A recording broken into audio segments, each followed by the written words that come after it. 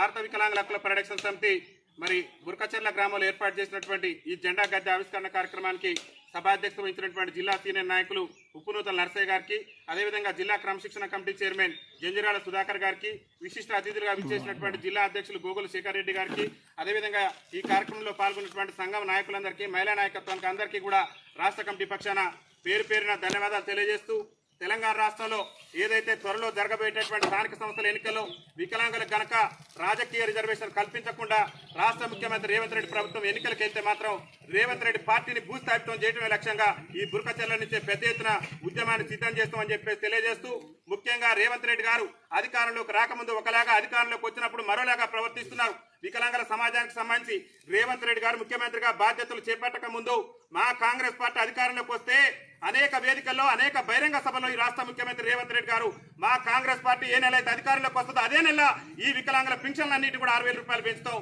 ప్రస్తుతం కేసీఆర్ ప్రభుత్వం ఇస్తున్న 4,000 పదార్లే, మీ వస్తే మాత్రం ఖచ్చితంగా 6,000 రూపాయలు చేస్తాం. అది కూడా మేము అధికారంలోకి వచ్చిన నెల రోజుల్లోనే ఖచ్చితంగా ఇచ్చి తీరుతాం అని చెప్పేసి రేవంత్ రెడ్డి గారు అనేక వేదికల మీద, అనేక సభల్లో చెప్పిండు. ఇవాళ అధికారంలోకి వచ్చి రేవంత్ రెడ్డి గారిని బుర్కచెర్ల గ్రామం నుంచి ప్రశ్నిస్తున్నాం. అధికారంలోకి వచ్చి దాదాపు 20 నెలలు పూర్తయింది. 20 నెలల్లో వికలాంగుల పింఛన్ పెంచడానికి రాష్ట్ర ముఖ్యమంత్రికి వచ్చిన ఇబ్బంది ఏందో రాష్ట్ర ముఖ్యమంత్రి రేవంత్ రెడ్డి గారు స్పష్టం చేయాలి. అదొక్కటే కాదు, కాంగ్రెస్ పార్టీ రాష్ట్రంలో అధికారంలోకి వస్తే వికలాంగులందరికీ కూడా ఆర్టీసీలో 100% రాయితీతో ఉచిత ప్రయాణ సౌకర్యం కల్పిస్తానని చెప్పేసి ఈ రాష్ట్ర ముఖ్యమంత్రి రేవంత్ రెడ్డి గారే కాంగ్రెస్ పార్టీ ఎన్నికల మేనిఫెస్టోలో పేర్కొన్నారు. ఏం చెప్పిండు? ఇవాళ మహిళలకు ఉచిత రవాణా సౌకర్యం కల్పించిండు. అధికారంలోకి వచ్చిన నెలలోనే మీ వికలాంగులకు ఉచిత రవాణా సౌకర్యం కల్పిస్తారని చెప్పిన ఈ రాష్ట్ర ముఖ్యమంత్రి రేవంత్ రెడ్డి గారు ఇవాళ మహిళలకు ఇచ్చి వికలాంగుల సమాజానికి అట్టడుగు నుండి దుర్భర జీవితాలు కట్టుకున్న వికలాంగుల సమాజానికి ఇవ్వలేదంటే వికలాంగుల సమాజం పట్ల ఈ రాష్ట్ర ముఖ్యమంత్రి ఎంత వివక్ష ప్రదర్శిస్తుండ అనేది మనందరం కూడా అర్థం చేసుకోవాలి మిత్రులారా. అదేవిధంగా రేవంత్ రెడ్డి గారు ఏం చెప్పిండు?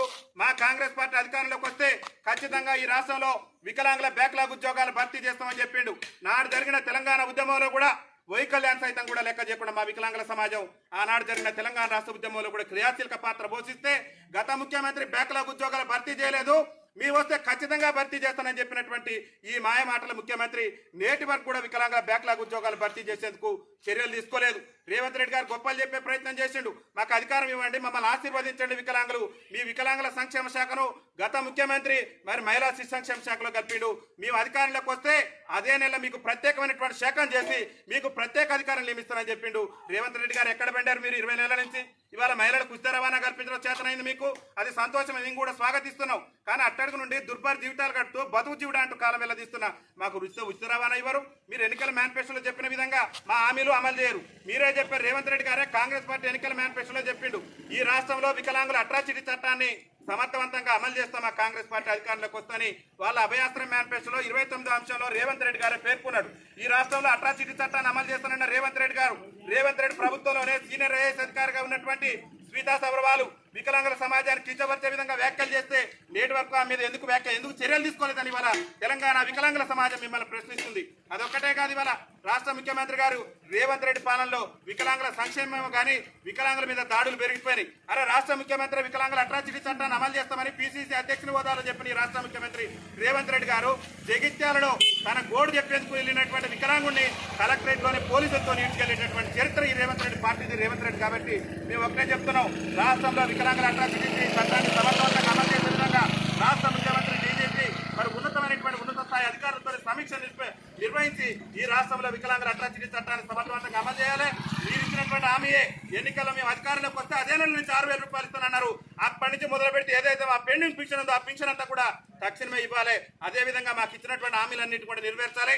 ముఖ్యంగా తెలంగాణ రాష్ట్రంలో త్వరలో జరగబోయేటటువంటి స్థానిక సంస్థల ఎన్నికల్లో వికలాంగులు కనుక రాజకీయ రిజర్వేషన్ కల్పించకుండా కనుక మీరు ఎన్నికలకు వెళ్తే మాత్రం ఈ బుర్కచెర్ల నుంచి మీ కాంగ్రెస్ పార్టీని భూస్థాపితం చేయడమే లక్ష్యంగా గ్రామాన కూడా భారత వికలాంగుల హక్కుల పరిరక్షణ సమితి కాంగ్రెస్ పార్టీని భూస్థాపితమే లక్ష్యంగా మా యొక్క ఉద్యమ కార్యాచరణ ఉంటుందని చెప్పేసి ఈ రాష్ట్ర ముఖ్యమంత్రి తెలియజేస్తూ, చిత్తశుద్ధి ఉంటే రాష్ట్ర ముఖ్యమంత్రి రేవంత్ రెడ్డి గారు చిత్తశుద్ధి ఉంటే ఈ బుర్కచెర్ల వేదిక నుంచి మేము ప్రశ్నించేటటువంటి ప్రశ్నలకు సమాధానం చెప్పాలి.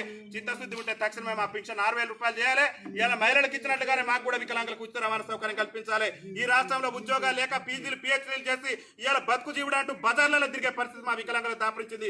నీ కనుక నీ పార్టీ కనుక చిత్తశుద్ధి ఉంటే తక్షణం ఈ రాష్ట్రంలో బ్యాక్లాగ్ ఉద్యోగాలను భర్తీ చేయాలి. తక్షణం ఈ రాష్ట్రంలో వికలాంగుల అట్రాసిటీ చట్టాన్ని అమలు చేయాలి. ఈ రాష్ట్రంలో వికలాంగుల సమాజం సమస్యలతో అల్లాడిపోతుంది. ఇవాళ వికలాంగుల సంక్షేమ శాఖ మంత్రి గారు ఉన్నారు.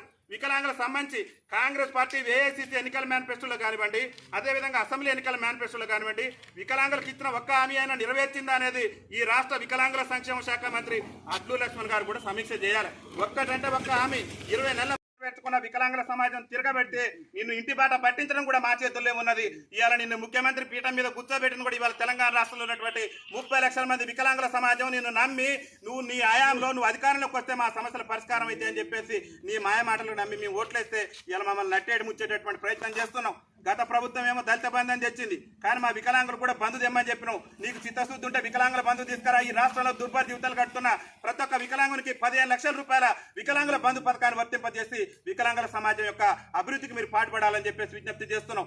రాష్ట్రంలో వికలాంగుల మహిళల మీద వికలాంగుల మీద పెరిగిపోతున్న దాడులు అరికట్టేందుకు ఈ రాష్ట్రంలో ఉన్నటువంటి పోలీసు యంత్రాంగానికి కఠినమైనటువంటి చర్యలు తీసుకునే విధంగా వాళ్ళకి ఆదేశాలు ఇవ్వండి. వికలాంగుల మీద దాడులు, కుటుంబ సభ్యుల వికలాంగుల భూములు అక్రమంగా ఆక్రమించుకుంటున్నారు, దాడులు చేస్తున్నారు. ప్రజాప్రతినిధులు కూడా కనీసం వికలాంగులను వాళ్ళ దగ్గరికి వెళ్ళి కలవనిచ్చేటటువంటి పరిస్థితి కూడా లేదు. కాబట్టి దయచేసి వికలాంగుల సంక్షేమానికి పాటుపడండి.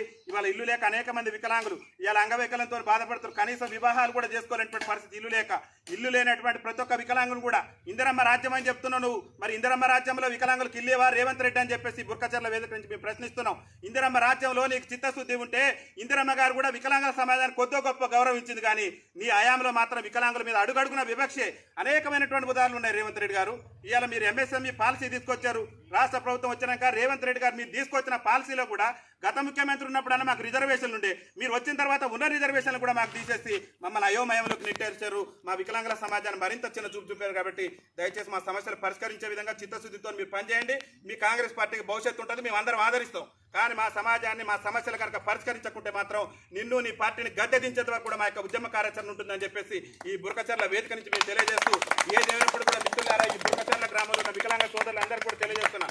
మనందరం కూడా పార్టీలకు అతీతంగా ఐక్యమత్యంగా హక్కుల సాధన కోసం ఆత్మ గౌరవం కోసం రాజ్యాధికారంలో మన ఓట్ల దక్కేంత వరకు కూడా ఈ రాష్ట్ర ముఖ్యమంత్రి రేవంత్ రెడ్డి ప్రభుత్వం మీద పెద్ద ఎత్తున పోరాటం చేయడానికి సన్నద్ధం కావాలి. ఈ బుర్కచర్లలో మళ్ళొకసారి మనందరం కూడా సంఘటితంగా పెద్ద ఎత్తున ఈ రాష్ట్ర ముఖ్యమంత్రి తీరును నిరసిస్తూ నిరసన కార్యక్రమాలు కూడా చేపడతానని చెప్పేసి అందుకు అందరూ కూడా సన్నద్ధం కావాలని చెప్పేసి పిలుపునిస్తూ ఈ కార్యక్రమాన్ని ఇంత పెద్ద ఎత్తున ఏర్పాటు చేసినటువంటి జిల్లా సీనియర్ నాయకులు పెద్దలు గౌరవనీయులు ఉపాధ్యాయులైనటువంటి ఉప్పునూతల నర్సయ్య గారికి, ఈ గ్రామ ఉపాధ్యక్షులు సురేష్ గారికి, ఈ కార్యక్రమంలో పాల్గొన్న గ్రామ పెద్దలందరికీ కూడా ప్రత్యేకంగా ధన్యవాదాలు తెలియజేస్తూ నాతో పాటు ఈ కార్యక్రమంలో పాల్గొన్నటువంటి జిల్లా క్రమశిక్షణ కమిటీ చైర్మన్ జంజరాల సుధాకర్ గారికి, అదేవిధంగా జిల్లా అధ్యక్షులు గోగుల శేఖర్ రెడ్డి గారికి, భద్రయ్య గారికి, ఆరూరు బాబు గారికి, భాగ్యమ్మ గారికి, రేణుకా గారికి, ప్రతి ఒక్కరికి కూడా రాష్ట్ర కమిటీ పక్షాన రుద్రమ్మ గారికి అందరికీ కూడా రాష్ట్ర కమిటీ పక్షాన ధన్యవాదాలు తెలియజేస్తూ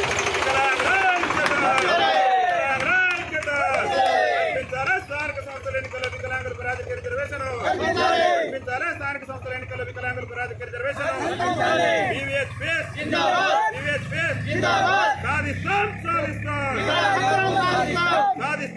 సాధిస్తాం.